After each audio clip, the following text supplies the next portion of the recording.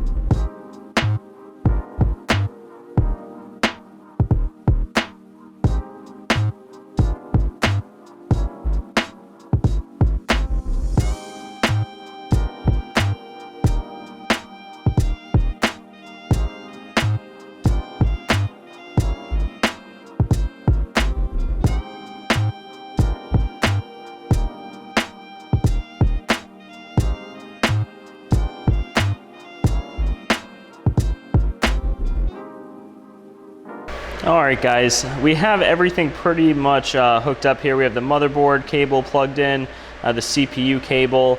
We do have all of these 8 pins here, and some of the 8 pins, if you guys saw the other videos, branch off like this. So it's actually an 8-pin to dual 8-pin straight from the EVGA power supply. Now what I'm going to do with this is I'm going to plug in a splitter cable to a single 8-pin right here, just like that.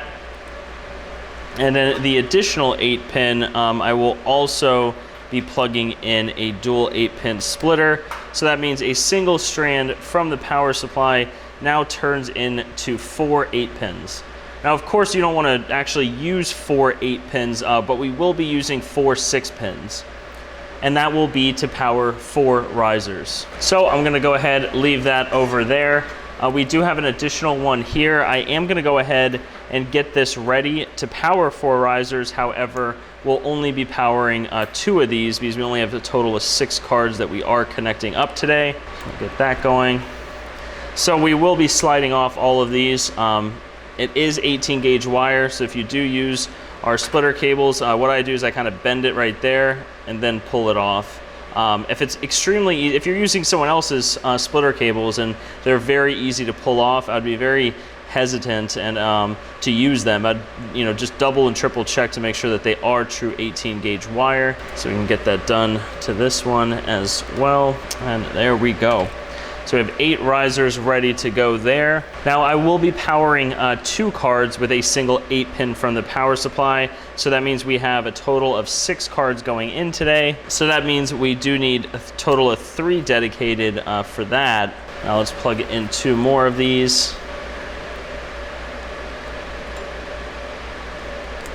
So what I like to do before I put all the cards in and everything is I like to boot it up. Make sure that everything's working like it's supposed to be working before I start adding in risers and graphics cards and everything like that. So I'm going to go ahead and put in the motherboard battery right there. These motherboards do not come with them. Got that in there. So we will be utilizing also our 64 gigabyte boot drives that we have. They are SATA drives. You connect with a SATA cable here, right here, and then a SATA power cable right there. I do not believe we actually have a SATA cable here. I need to go grab one. But we are going to be testing everything, making sure it boots up while I do go grab that cable. All right, so everything seems to be plugged in. What I am going to go ahead and do now is plug in the power cord, make sure all the fans turn on, make sure the motherboard turns on, processor's going, everything like that. And then after that, we can, of course, get the SSD booted up with MinerStat. But I do need that SATA cable. I did think I had an extra one here. I still might, I gotta look around. With that said, let me go ahead and get the power cord. All right, guys, we are back. I did move this rig over to our first rack over here. The rack over there actually is kind of not overloaded, but it's getting there. We have 6 3090 rig, we have a 6-card 3070 Ti rig, and we also have I believe 2 of these 6600 XT rigs, or just the one right there, and then the 6600 non-XT down there. So for now, we are going to be using the space right behind this this frame right here, which sits our 3090 rig, or another one of our 3090 rigs, I guess you could say. And so this second PDU right over here, this one does have some room available on it. So we will be utilizing that for now until we can get our AMD test rig taken off down there and in the back of the bunker.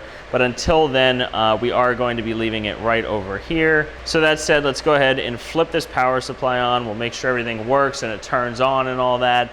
And then we'll start getting MinerStat loaded if I can find that SATA cable. And then of course, we'll start getting the risers and cards up and going. So that said, let's go ahead and flick this on. Usually these motherboards just flick right on, but you could take kind of any piece of metal. I'm gonna use this screwdriver. I don't recommend doing this, but I'm just gonna short out the 2 pins right here for the start button.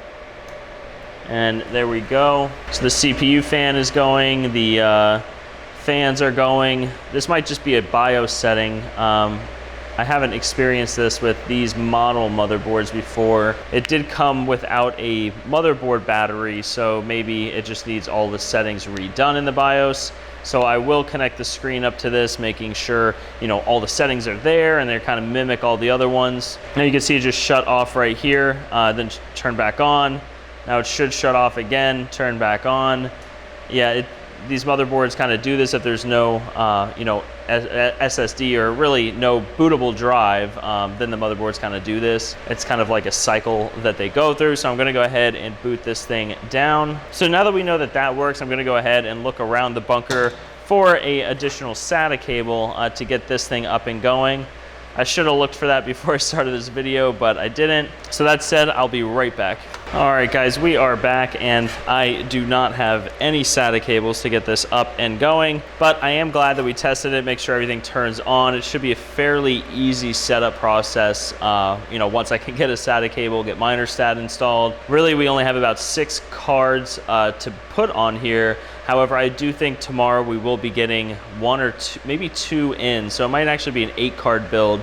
But I am gonna have to cut the video short today. But that said, guys, hit that like button and subscribe. We appreciate every view, every like, every comment. We try to comment back to as many of you guys as possible. But as always, I hope everyone watching this has a great rest of their day, and we'll see you guys next time.